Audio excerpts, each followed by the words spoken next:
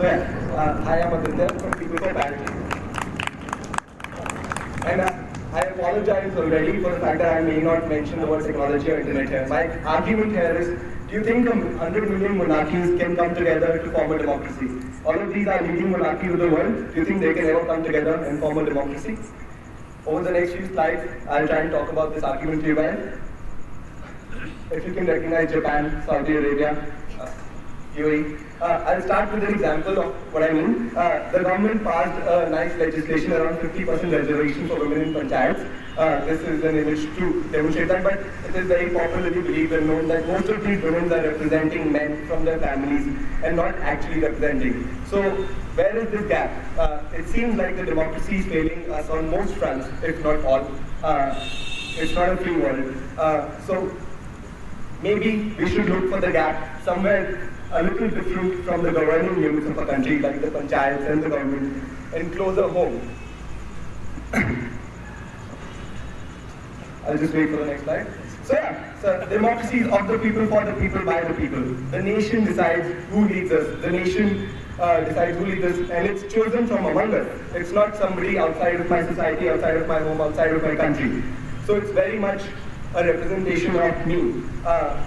So maybe using that logic, we should say goodbye to our governing people here for a little short while and try and look at ourselves, look at our world, our community, our villages, and try and look at where democracy is visible or not visible in our lives.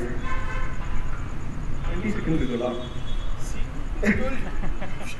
So as you can see, I'll now share the story of a family of Tina, Rahul, and Anjali. In this queue, there's Tina, Rahul standing to cast their vote. A lot of us go out and cast our vote. We choose people who lead us, and then eventually we try and tell them about that. Tina, Rahul's family has more people than Tina, Rahul, and Anjali. It's a large family. The family is the most basic social unit of our country. It comes below the governing units, it comes below the democratic units. So let's look at this very, very basic social unit. It's the building block of the country, of the world. And let's look at it from a democratic point of view. Let's look at the pillars of our democracy, for example, the fundamental rights, and how they are visible or not visible in Tina and Rahul's family. The fundamental rights, of course, include the right to freedom, the right to equality, right to expression. As you can see, in Tina Rahul's family, Anjali doesn't always get to go out when she wants. She doesn't always get to choose what she does. Often she's looking out her window at other people doing things they want. So she doesn't really have that freedom that the Constitution promises her.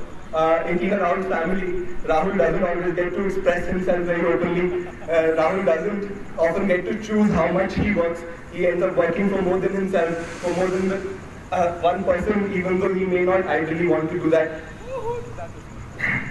So it's not essentially equal, right? It's not very democratic, this family.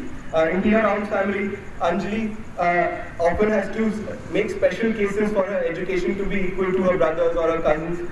It's not naturally accepted for her to need education or to desire it at an equal level.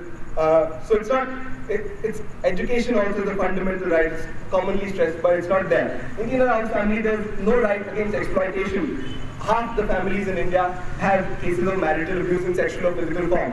So while we expect the government to enforce that right for us, we're not enforcing it in the most basic social unit of a country. In Tina Rahul's family, for example, and in Tina Rahul's family, there is also no right to constitutional remedy. A lot of the issues in Tina Rahul's family never make it to a court. They never make it to any audience whatsoever. In fact, they're kept silent, they're kept under some cloak of embarrassment, dignity, respect.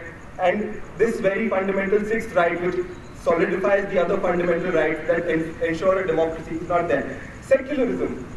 Tina Rahul's family is not very secular. Tina Rahul's family chooses its neighbors, servants, colonies based on what religion they represent, what community they come from. They choose their leaders based on that. Casteism. Tina Rahul's family is looking for a husband for Anjali, ideally from the same caste, from the same subcaste, or an upper caste in this pyramid of caste. While they expect the government to have no caste preferences, they themselves have very strong and very well enforced caste preferences in their family. And B.R. Ambedkar said, one of three things he said was a warning is one man, one value. And he said that our democracy will fail because while the constitution says one man, one value, our society doesn't have that. There's discrimination. And Tina Rahul's family, Tina has never been equal to Rahul. Tina has entered this family and she's lost any sense of equality. So then what? This is a very activist kind of argument. It points towards some sense of identity. So what am I saying? What's the solution? What's the problem? I'll just wait for the answer. So there's a lot of issues brought up here in Tina Rahul's family, but what do they... So maybe we look at ourselves, maybe Tina and Rahul need to start talking about the democracy from their own life. Maybe Tina needs to embrace democracy in her life, maybe Rahul needs to embrace democracy in his life, maybe Anjali needs to enforce it for herself. Democracy is opt for by the people, it doesn't come from the government, it comes from the people to the government, and if every person in a democracy is equal, then essentially the democracy will be equal. It doesn't require a Narendra Modi or a Rahul Gandhi, a farcical, a monarchical and anarchical leader to lead us to it. It should come from us to the leaders. Yeah, so I think essentially that's the point I make. I think a lot of talk I've heard over the last few months about governance and governing units and politicians. I think we talk very little about ourselves and how we contribute to something that is not even close to a democracy, and how we might be the key reason for the failure of the democracy or not reaching 2.0. Thank you.